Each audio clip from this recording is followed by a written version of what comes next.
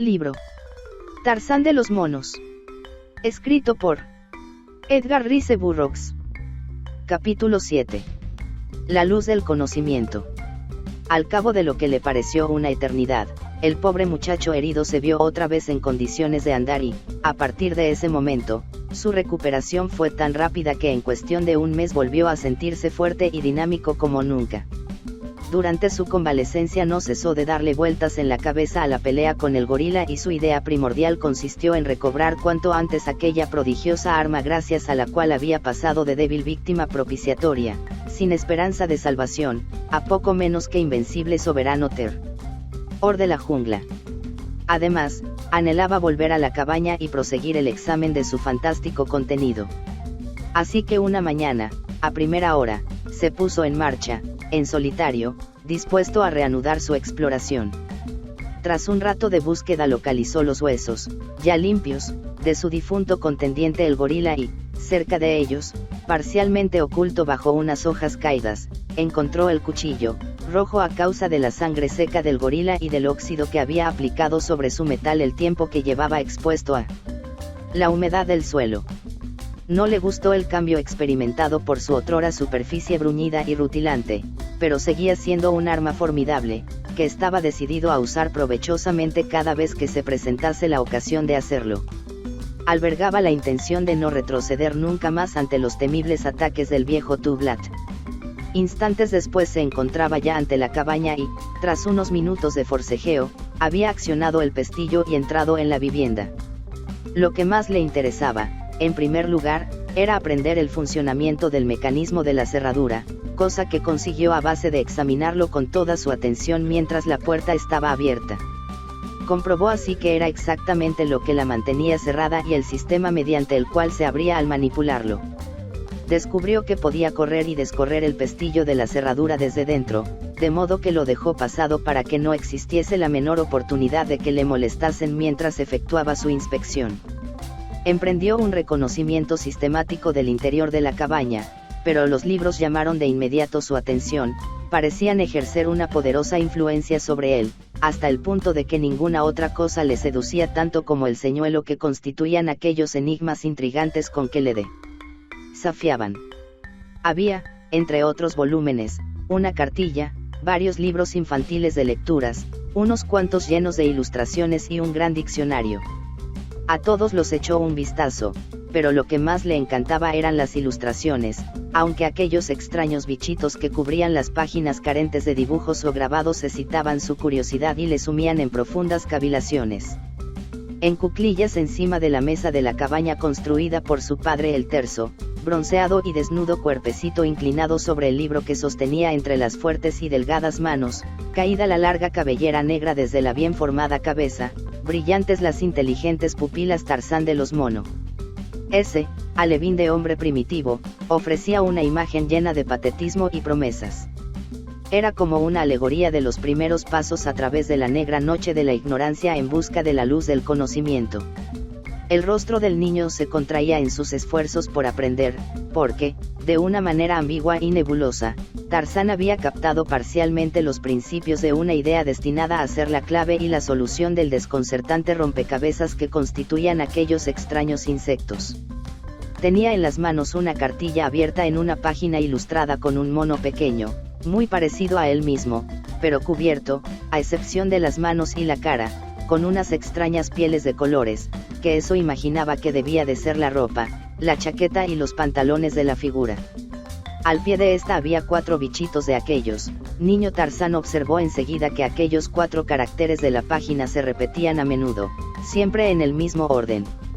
Otro detalle que comprobó, los tales bichitos eran relativamente pocos, es decir, que algunos también se repetían muchas veces, que en otras ocasiones aparecían solos, aunque lo más frecuente es que hubiera varios juntos. Fue pasando las páginas despacio, examinando las imágenes y los textos, a la búsqueda de una repetición de la secuencia niño. La encontró debajo de una ilustración que representaba otro pequeño mono acompañado de un extraño animal de 4 patas, parecido a un chacal, aunque no lo era. Al pie de ese grabado, los bichitos se alineaban así: un niño y un perro. Allí estaban los 4 extraños insectos que iban siempre con el mono pequeño. Fue adelantando así, despacio, muy despacio, porque era una tarea ardua y laboriosa la que se había impuesto sin darse cuenta, una tarea que a cualquiera de nosotros nos parecería imposible, la tarea de aprender a leer sin tener el menor conocimiento de las letras ni del lenguaje escrito, ni la más remota idea de que tales cosas existiesen. No lo consiguió en un día, ni en una semana, ni en un mes, ni en un año.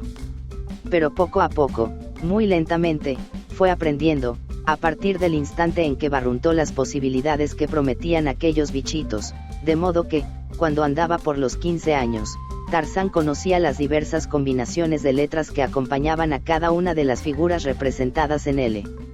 A cartilla y un par de las de los libros ilustrados.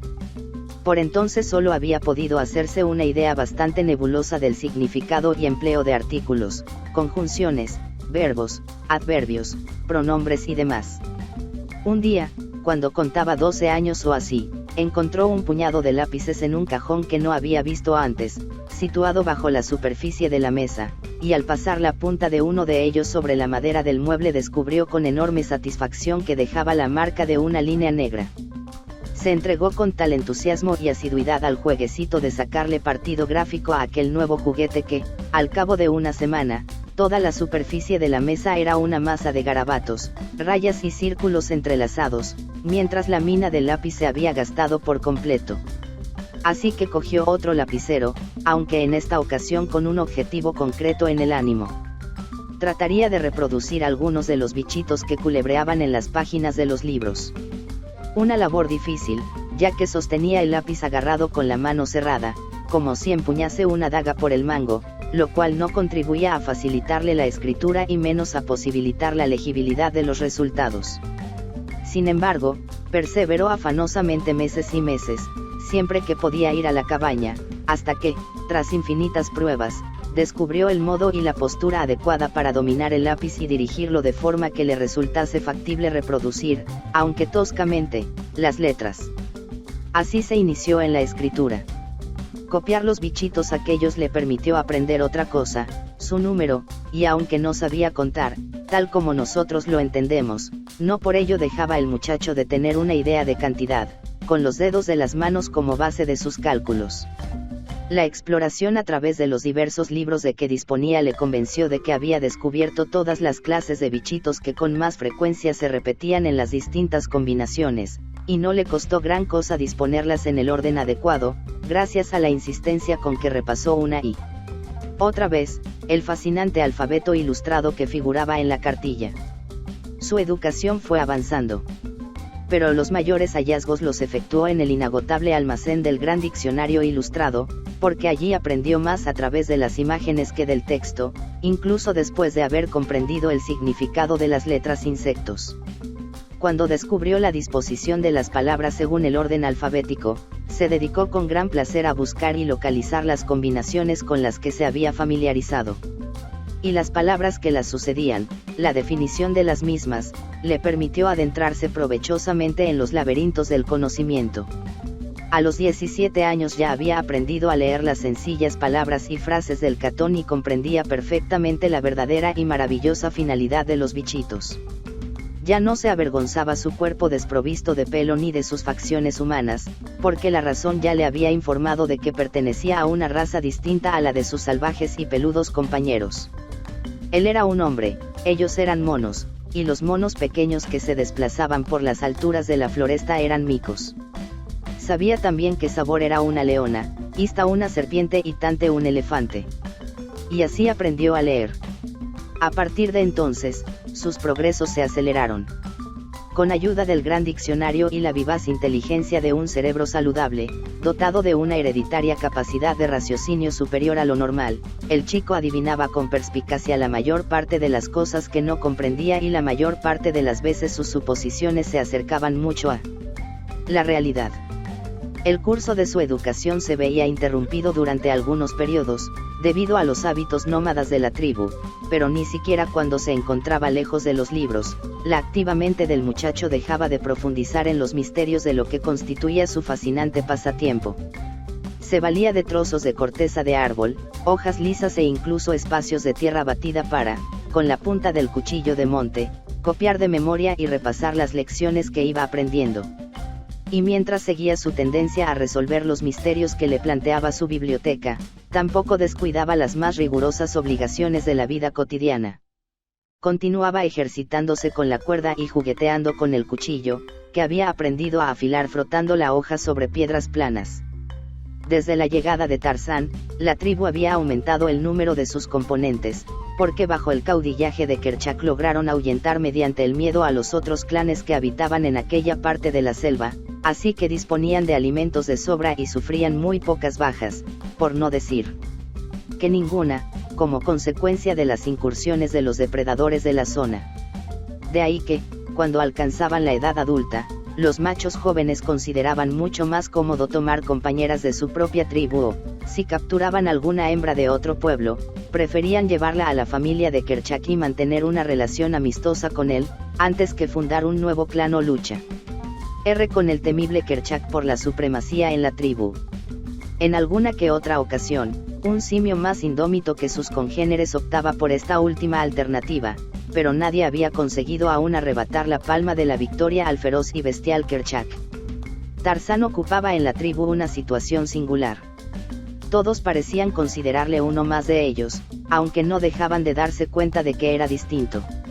Los machos de más edad o hacían caso omiso de él, como si no existiera, o le odiaban a muerte, y a no ser por su prodigiosa agilidad y rapidez y por la inflexible protección de la gigantesca cala lo habrían eliminado mucho tiempo atrás.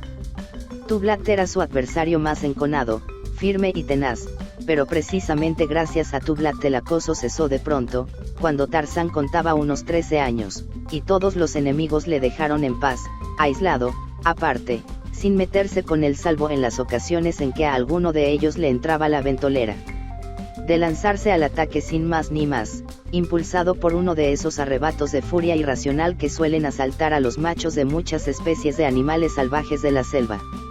En tales casos, nadie estaba a salvo. El día en que Tarzán dejó bien sentado su derecho a que le respetaran, la tribu estaba reunida en un pequeño anfiteatro natural que la jungla había dejado libre de lianas y enredaderas en una hondonada, un valle entre bajos cerros. Era un espacio abierto de forma casi circular. A derecha e izquierda se elevaban los formidables gigantes de la selva virgen, con la intrincada maleza del monte bajo formando entre los gruesos troncos una espesura tan densa que la única forma de acceder a aquel claro era a través de las ramas más altas de los árboles. Allí, a cubierto de cualquier posible interrupción, acostumbraba la tribu a reunirse. En el centro del anfiteatro había uno de aquellos extraños tambores de barro que se fabrican los antropoides para acompañar sus extravagantes ritos, cuya baraúnda a veces han oído los hombres en el interior de la jungla, aunque nadie ha sido nunca testigo de tales ceremonias. Muchos expedicionarios han visto los tambores de los grandes monos y algunos han oído su repiqueteo y la escandalosa algazara de aquellos primarios señores de la jungla, pero Tarzán, Lord Greystoke, es, sin la menor duda, el único ser humano que ha participado personalmente en la demencial, embriagadora y desenfrenada orgía del Dum Dum. Es incuestionable que de esta primitiva ceremonia proceden todas las formas y ritos de la Iglesia y el Estado moderno, porque a través de incontables épocas, desde el otro lado de las más altas murallas sobre las que asomaba el alba de una humanidad naciente, peludos predecesores interpretaron las danzas rituales del Dum Dum al ritmo de sus tambores de barro, bajo la claridad brillante de una luna tropical cuyos rayos iluminaban las profundidades de una imponente selva que, entre las tinieblas de su larga noche, ha mantenido hasta nuestros días inmutable su virginidad y oculta la inconcebible perspectiva de su largo pasado muerto cuando nuestro velludo antecesor saltó de las ramas de un árbol para aterrizar ágilmente sobre el mullido césped donde tuvo lugar el primer encuentro. El día en que Tarzán consiguió librarse de la persecución a que había estado sometido despiadadamente a lo largo de 12 de los 13 años de su existencia, la tribu, cuyo censo ascendía ya a 100 individuos, se había desplazado silenciosamente a través de las ramas inferiores de los árboles para dejarse caer sin hacer ruido en el suelo del anfiteatro. Los ritos del Dum Dum celebraban acontecimientos importantes en la vida de la tribu: una victoria, la captura de un prisionero, el hecho de haber acabado con la vida de algún feroz habitante de la jungla, la muerte o la subida al trono de algún nuevo rey, y se desarrollaban de acuerdo con un solemne y aparatoso ceremonial. Aquel día se trataba de la muerte de un simio gigantesco, miembro de otra tribu, y cuando los monos del clan de Kerchak irrumpieron en el claro, pudo contemplarse la llegada de dos machos enormes cargados con el cadáver del vencido. Depositaron su carga delante del tambor de barro y luego se sentaron en cuclillas a ambos lados del cuerpo, como centinelas que montan guardia, mientras los demás miembros de la comunidad se acomodaban en rincones alfombrados de hierba dispuestos a dormir hasta que la luna apareciese en el cielo y era la señal del inicio de la salvaje orgía. Durante varias horas reinó sobre el claro la quietud más absoluta, solo interrumpida fugazmente por las notas discordantes de alguna cotorra de plumaje brillante o por los trinos o gorjeos de los miles de aves que revoloteaban sin cesar entre las coloristas orquídeas o los rutilantes capullos que orecían en la minada de ramas cubiertas de musgo de los soberanos de la floresta. Por último, cuando la noche dejó caer su oscuridad sobre la selva, los monos empezaron a removerse y, al cabo de muy poco, habían formado un amplio círculo alrededor del tambor de barro. Las hembras y los jóvenes formaban, sentados, la delgada línea periférica exterior del círculo, mientras delante de ellos se alineaban los machos adultos. 3 hembras ancianas se sentaron ante el tambor, armada cada una de ellas con su correspondiente y nudosa rama de 30 a 45 centímetros de longitud. En cuanto la ascendente luna proyectó la plata de sus tenues rayos sobre las copas de los árboles circundantes, las simias empezaron a golpear despacio y suavemente la rimbombante superficie del tambor.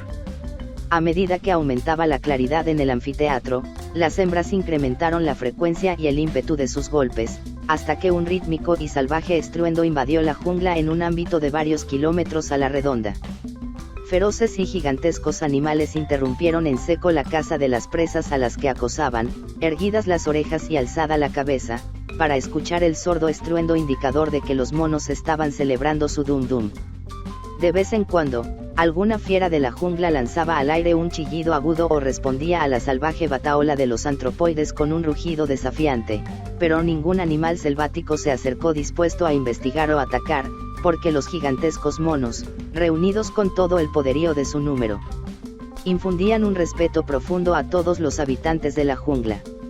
Cuando el redoble del tambor alcanzó un volumen casi ensordecedor, Kerchak se colocó de un salto en el centro del claro, entre los machos sentados en cuclillas y las ancianas hembras que batían el tambor. Erguido en toda su estatura, echó la cabeza hacia atrás y con la vista clavada en la luna, se golpeó el pecho con sus peludas manazas y profirió un escalofriante bramido.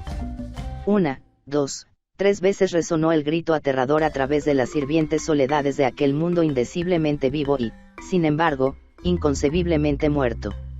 Luego, Kerchak se agachó y se deslizó silenciosamente por la explanada, desviándose para no acercarse demasiado al cadáver tendido ante el tamboraltar, aunque, al pasar por delante, clavaba en el simio muerto sus ojillos feroces, perversos e inyectados en sangre.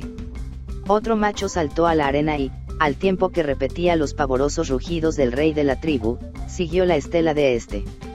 Inmediatamente, otro y otro y otro hicieron lo propio, en rápida sucesión, y la selva se saturó con las notas disonantes de los casi ininterrumpidos gritos sanguinarios de los simios. Era el desafío y el vapuleo. Cuando los machos adultos se integraron a la línea de los que danzaban en círculo, dio comienzo el ataque. Kerchak empuñó una de las estacas amontonadas al alcance de todos para tal fin, se lanzó furiosamente hacia el mono muerto y asestó al cadáver un garrotazo tremebundo, al tiempo que emitía gruñidos y gritos de combate. El clamor batiente del tambor se acentuaba, así como la frecuencia del redoble, y los guerreros, tras acercarse a la víctima de la cacería y descargar su golpe con la estaca, se integraban en el demente torbellino de la danza de la muerte. Tarzán era uno más de aquella horda de salvajes saltarines. La gracia de su cuerpo musculoso, moreno y bañado en sudor, reluciente a la luz de la luna, destacaba entre las torpes y desmañadas bestias peludas que se movían junto a él. Ninguno era más ladino que él en aquella pantomima de cacería, ninguno se conducía con más ferocidad que él en el ataque salvaje, ninguno saltaba en el aire más alto que él en aquella danza de la muerte. A medida que se incrementaba la rapidez y el estruendo del tambor, los danzarines empezaron a dar muestras cada vez más evidentes de la embriaguez que les producía aquel ritmo frenético y sus propios gritos salvajes. Multiplicaron sus brincos y saltos, de sus colmillos goteaba la saliva y tenían los labios y el pecho salpicados de espuma. La extraña danza se prolongó durante media hora, al cabo de la cual, a una indicación de Kerchak, el repique del tambor cesó y las hembras que lo tocaban se escabulleron rápidamente y atravesaron la línea de bailarines para dirigirse a la fila exterior de sentados espectadores. Luego, todos a una, los machos adultos se lanzaron de cabeza sobre el cadáver de la víctima a la que con sus terroríficos estacazos habían convertido ya en una masa de pulpa velluda. La carne rara vez llegaba a la boca de los monos en cantidades que pudieran considerar satisfactorias, de modo que hundir las mandíbulas y saborear aquella carne fresca constituía para ellos un adecuado colofón a la orgía. Así que su placentero propósito era devorar al extinto enemigo sobre el que proyectaban ahora su atención. Enormes colmillos se hundieron en el cadáver, del que arrancaron dentellados buenos pedazos. Los monos más fuertes consiguieron los bocados más apetitosos, mientras que los más débiles daban vueltas en la parte exterior del círculo de la partida de rugientes competidores, a la espera de una oportunidad de acercarse e hincar el diente a un despojo que cayera o distraer los restos de un hueso. Antes de que todo hubiese desaparecido, Tarzán deseaba y necesitaba comer carne más que los propios simios. Descendiente de una raza de carnívoros, pensaba que nunca, en toda su vida, había saciado su apetito de comida animal. Ahora, su cuerpo flexible y menudo se colaba habilidosamente entre el apretado conjunto de contendientes que forcejeaban y desgarraban. El chico trataba de obtener así, filtrándose entre ellos, una ración que jamás habría podido conseguir mediante la fuerza bruta. Llevaba al costado el cuchillo de caza de su desconocido padre, envainado en una funda que él mismo se confeccionó tomando como modelo la que ilustraba uno de sus libros tesoro. Llegó por fin al núcleo de aquel banquete que tan celéricamente estaba desapareciendo y cortó con el afilado cuchillo una porción más generosa de lo que se había atrevido a esperar, un entero antebrazo peludo que sobresalía por debajo de los pies del poderoso Kerchak, quien estaba tan ocupado en la tarea de perpetuar sus prerrogativas reales de glotonería que no llegó a percatarse de aquel delito de lese majesté. De forma que, bien apretada contra el pecho el horroroso botín, Tarzán retrocedió escurriéndose por debajo de la masa que bregaba encima de la presa. Entre los que daban vueltas infructuosamente en los aledaños de los afortunados devoradores de carne se encontraba el viejo Tublat. Había sido uno de los primeros en llegar al festín, pero se había retirado con un buen trozo y ahora, tras haberlo consumido tranquilamente, se disponía a abrirse camino de nuevo para hacerse con otro pedazo. Vio a Tarzán emerger de debajo del grupo de afanosos monos batalladores, con el velludo antebrazo apretado firmemente contra el cuerpo. Los ojillos porcinos de Tublat, juntos e inyectados en sangre, lanzaron fulgurantes rayos de odio al tropezarse con aquel ser al que aborrecía intensamente. También brillaba en ellos la voraz codicia que despertaba en el simio el magnífico bocado que llevaba el muchacho. Sin embargo, Tarzán vio con idéntica rapidez a su enemigo y adivinó automáticamente las intenciones de la bestia. Dio un salto con toda la ligereza de que fue capaz y trató de refugiarse entre las hembras y los jóvenes, con la esperanza de escapar gracias a su protección. Pero Tublat le pisaba ya los talones, por lo que Tarzán no tuvo tiempo de encontrar un escondite apropiado, lo que le hizo comprender que lo que se imponía era intentar la huida a toda costa. Se dirigió como un rayo hacia los árboles más próximos y, con ágil salto, se aferró con la mano libre a una de las ramas bajas, se puso entre los dientes el antebrazo del mono muerto y trepó a toda velocidad, seguido de cerca por Tublat. Continuó ascendiendo hacia la oscilante copa de uno de los más altos monarcas del bosque, donde su perseguidor no se atrevería a subir. Se acomodó allí y procedió a disfrutar de la situación lanzando insultos y burlonas provocaciones a la furibunda bestia que soltaba espumarajos de rabia por la boca 15 metros más abajo. Y entonces Tublat se volvió loco. Al tiempo que emitía pavorosos bramidos y rugidos, saltó precipitadamente al suelo, entre las hembras y los pequeños, hundió sus formidables colmillos en una docena de tiernas gargantas infantiles y arrancó respetables trozos de carne de las espaldas y pechos de las hembras que se pusieron al alcance de sus garras. Tarzán contempló aquel frenesí asesino que se desarrollaba al resplandor de la luna. Vio huir a las hembras y a los jóvenes, que se desperdigaron en busca del refugio que ofrecían los árboles. A continuación, los grandes machos que se encontraban en el centro del claro sufrieron en sus carnes los poderosos dientes de su enloquecido congénere y, en cuestión de segundos, se dispersaron y perdieron de vista, engullidos por las negras sombras que proyectaba la fronda de la selva. En el anfiteatro, cerca de Tublat, solo quedó una hembra rezagada, que corría con toda la rapidez que le era posible hacia el árbol que ocupaba Tarzán. El feroz Tublat iba a la zaga de la mona. Era Kala, y en cuanto Tarzán observó que Tublat ganaba terreno y no iba a tardar en alcanzarla, rápidamente se dejó caer a plomo, como una piedra, de rama en rama, hacia su madre adoptiva. Kala llegó al pie de las ramas en las que Tarzán se había agazapado, a la espera del resultado de aquella carrera de persecución. La mona dio un salto y se agarró a una rama baja. Quedó inmediatamente encima de la cabeza de Tublat, que en un tris estuvo de cogerla. Kala hubiera podido ponerse a salvo de no ser porque, con un ominoso chasquido, la rama se quebró y la mona cayó en peso sobre la cabeza de Tublat, al que derribó contra el suelo. Ambos se incorporaron instantáneamente, pero aunque habían reaccionado con suma presteza, Tarzán fue aún más rápido, de modo que el furioso Tublat se encontró cara a cara con el niño hombre, que se interponía entre él y Kala.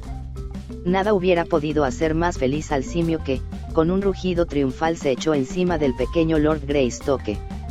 Pero sus fauces nunca llegaron a cerrarse sobre aquella morena carne color de nogal.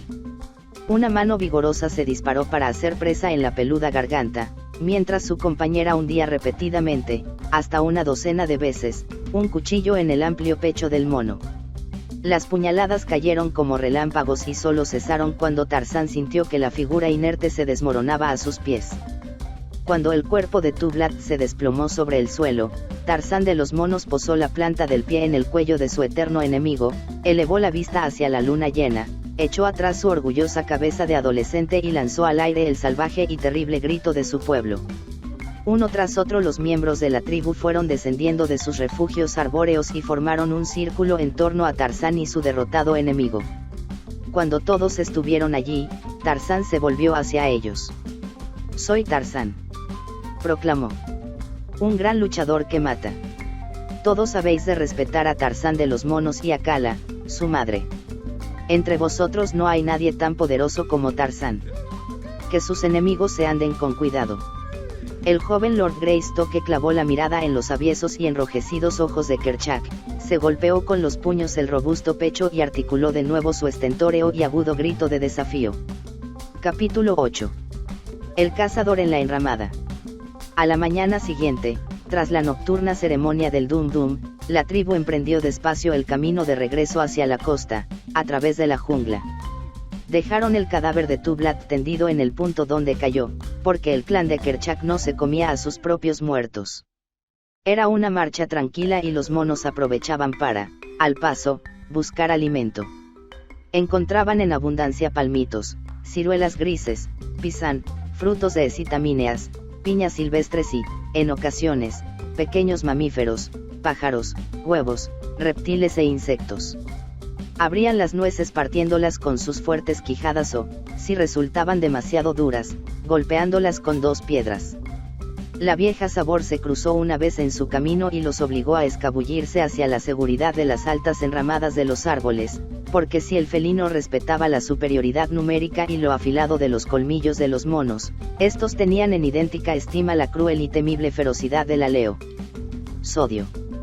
Tarzán estaba sentado en una rama baja, directamente encima del majestuoso y cimbreante cuerpo que avanzaba silenciosamente a través de la densa jungla. El muchacho arrojó una piña a la vieja enemiga de su tribu. El gran felino se detuvo en seco, dio media vuelta y observó la figura que, desde lo alto, se le mofaba provocadoramente. Sabor sacudió un trayazo al aire con la cola y enseñó los amarillentos colmillos.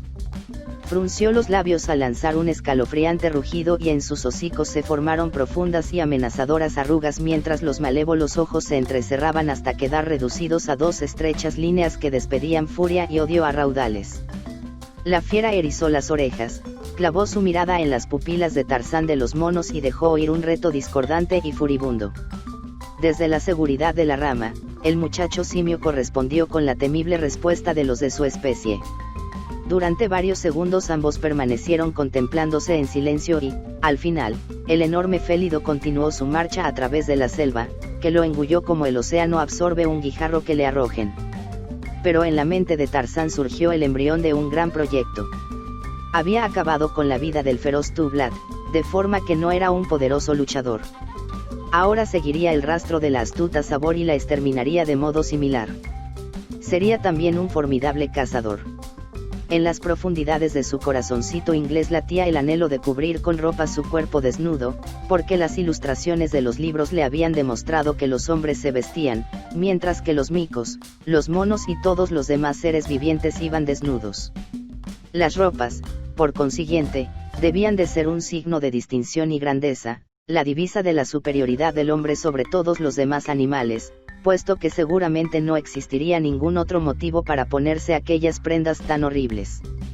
Muchas lunas atrás, cuando era bastante más pequeño, Tarzán había deseado tener la piel de Sabor, la leona, de Numa, el león, o de Seeta, el leopardo, para cubrir su cuerpo desprovisto de pelo, para conseguir que dejara de parecerse al de Ista, la repulsiva serpiente.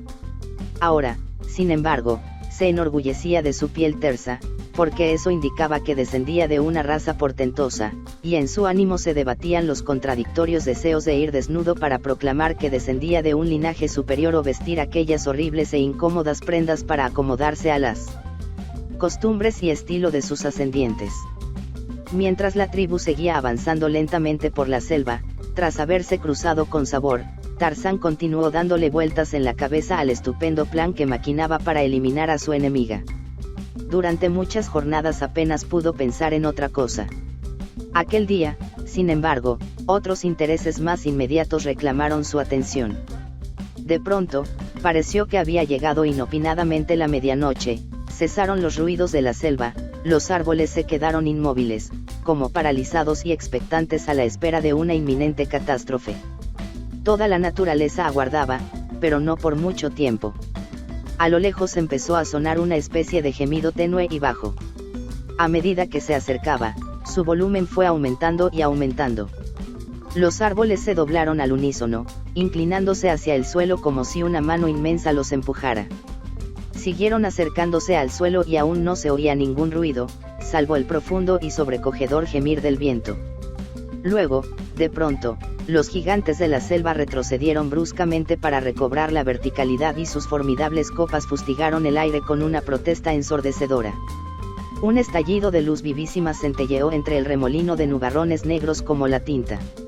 El retumbante fragor del trueno surcó el espacio como un desafío de meteoros coléricos. Llegó el diluvio, y un infierno se desencadenó sobre la selva. Tiritando a causa de la gélida lluvia, los monos de la tribu se acurrucaron en la base de los gigantescos árboles. Los relámpagos zigzagueaban y horadaban rutilantes la negrura celeste, desparramando súbitas claridades que permitían ver fugazmente el frenético agitarse de las ramas y la curvatura casi imposible de los troncos de los árboles. De cuando en cuando, algún añoso patriarca del bosque, hendido por algún rayo ígneo, se derrumbaba desgajado entre los árboles circundantes, arrastraba en su caída a unos cuantos vecinos de menor talla y aumentaba así la confusión de la selva tropical. Ramas de todos los tamaños, grandes y pequeñas, que la ferocidad del huracán arrancaba de cuajo, surcaban el aire entre el verdor de unas plantas que parecían un torbellino vegetal, llevando la muerte y la destrucción a un sinfín de infelices moradores de aquel pobladísimo mundo silvestre. Durante horas, la implacable furia del ciclón continuó ensañándose sin dar muestras de querer amainar, y la tribu siguió encogida y aterrada al pie de los árboles. En constante peligro a causa de los troncos y ramas que no cesaban de caer y petrificada de miedo ante el vívido resplandor de los relámpagos y del mugido espeluznante de los truenos. Allí continuaron hechos ovillos, sumidos en la desdicha, a la espera de que pasara la tormenta. El fin se produjo tan súbitamente como el principio. Cesó el viento, brilló el sol, y la naturaleza sonrió de nuevo. Las hojas y ramas goteantes y los húmedos pétalos de las preciosas flores relucieron otra vez bajo el esplendor del día que regresaba. Y, del mismo modo que la naturaleza olvidó, sus hijos también olvidaron. Pero la vida continuó de la misma manera que había estado desarrollándose antes de la oscuridad y el pánico. Sin embargo, una claridad de amanecer había iluminado el cerebro de Tarzán, una luz que llegó para explicarle el misterio de la ropa. Qué cómodo se habría sentido abrigado por la gruesa piel de Sabor. Esa idea añadió un nuevo estímulo a la aventura. La tribu permaneció varios meses remoloneando por las cercanías de la playa en la que se alzaba la cabaña de Tarzán. El muchacho dedicaba al estudio una gran parte de su tiempo, pero siempre que deambulaba por la foresta llevaba la cuerda a punto y fueron muchos los pequeños animales que cayeron en la trampa del lazo corredizo, que el muchacho lanzaba con gran rapidez y habilidad. Una vez, el lazo cayó en torno al corto cuello de Horta, el jabalí, y la frenética cabriola que ejecutó el sobresaltado animal para librarse del nudo corredizo derribó a Tarzán de la rama donde se encontraba al acecho y desde la que había arrojado la ondulante soga. El vigoroso berraco salvaje dio media vuelta cuando oyó el ruido del impacto del cuerpo contra el suelo y, al ver que se trataba de la fácil presa de un mono pequeño, bajó la cabeza y se precipitó como loco sobre el sorprendido Tarzán. Por fortuna para este, la caída no le había producido daño alguno, ya que aterrizó como un gato, con las 4 extremidades dispuestas para amortiguar el golpe. Se puso en pie automáticamente y, con la agilidad propia del mono que casi era, se refugió en la seguridad de una rama baja, mientras Horta, el jabalí, comprobaba lo inútil de su embestida. El incidente fue una más de las experiencias que aleccionaron a Tarzán acerca de las limitaciones y las posibilidades de su singular arma. En esa ocasión perdió una cuerda larga, pero obtuvo una enseñanza importante. Comprendió que, de haber sido Sabor quien le derribara de la rama del árbol, el resultado del lance habría sido muy distinto, porque, indudablemente, la operación le hubiera costado la vida. Le llevó muchos días trenzar una soga nueva, pero cuando finalmente la tuvo, salió decidido a cazar y se apostó en una rama que dominaba el bien pateado sendero que conducía al agua. Pasaron por debajo varias posibles víctimas, pero eran de menor cuantía y no se molestó en lastimarlas. No deseaba piezas tan insignificantes. Intentaría apoderarse de un animal fuerte para probar la eficacia de su nuevo proyecto. Llegó por fin la presa por la que Tarzán suspiraba. Con los flexibles nervios ondulantes bajo la piel radiante, apareció Sabor, la leona, lustrosa y corpulenta. Sus grandes patas de planta acolchada se posaban suaves y silenciosas en el piso de la estrecha senda. Llevaba erguida la cabeza, siempre vigilante su atención, la larga cola se agitaba en lentas ondulaciones rebosantes de gracia. Se fue aproximando paulatinamente a la rama en la que Tarzán de los Monos se mantenía al acecho, con el rollo de la larga cuerda en la mano, preparado. Semejante a una estatua de bronce, tan inmóvil como si estuviese muerto, Tarzán aguardaba. Sabor pasaba por debajo. Un paso más, otro. El tercero. El lazo salió disparado silenciosamente por encima de la leona. Durante un segundo el nudo corredizo pareció suspendido sobre la cabeza del animal, como una serpiente, y entonces, mientras Sabor levantaba la vista para detectar el origen del rumor sibilante de la cuerda, el lazo cayó alrededor de su cuello. Tarzán dio un tirón y el nudo corredizo tensó la cuerda en tomo a la glaseada garganta. Acto seguido, el muchacho largó cordel y se sostuvo con ambas manos. Sabor estaba atrapada. La sorprendida leona dio un salto para adentrarse en la espesura de la jungla, pero Tarzán no estaba dispuesto a perder aquella cuerda como había perdido la anterior. La experiencia le había aconsejado tomar precauciones. La leona dio otro salto, pero antes de que hubiese recorrido con él la mitad del espacio previsto, la cuerda se había tensado. El cuerpo del animal dio una voltereta en el aire y cayó de espaldas contra el suelo, con seco impacto. Tarzán se había apresurado a atar el extremo de la cuerda al tronco del gigantesco árbol en el que estaba subido. Hasta aquel punto, el plan había salido a la perfección, pero la siguiente maniobra le resultó mucho más peliaguda. Lo comprobó cuando cogió la cuerda, se afianzó en la horquilla formada por 2 ramas e intentó izar y dejar suspendida del árbol aquella impresionante bestia de músculos de acero, que no cesaba de revolverse furiosa, de lanzar temibles zarpazos y no menos aterradores mordiscos. El peso de la vieja Sabor era enorme y cuando clavaba las uñas en alguna parte, solo Taber, el mismísimo elefante, hubiera podido arrastrarla y alejarla de su anclaje. La leona se encontraba de nuevo en el sendero, en un punto desde el que podía ver al autor del ultraje al que se la sometía. De su garganta brotó un rugido iracundo al tiempo que se elevaba repentinamente en el aire hacia Tarzán, pero cuando el salto llevó su formidable cuerpo a la rama que ocupaba Tarzán, este ya no estaba allí. Se había impulsado ágilmente hacia una rama más pequeña y se encontraba a unos 6 metros por encima de la furibunda leona enlazada. La colérica fiera permaneció un momento cruzada encima de la rama, mientras Tarzán se burlaba de ella y le arrojaba frutos y trozos de rama al desprotegido rostro.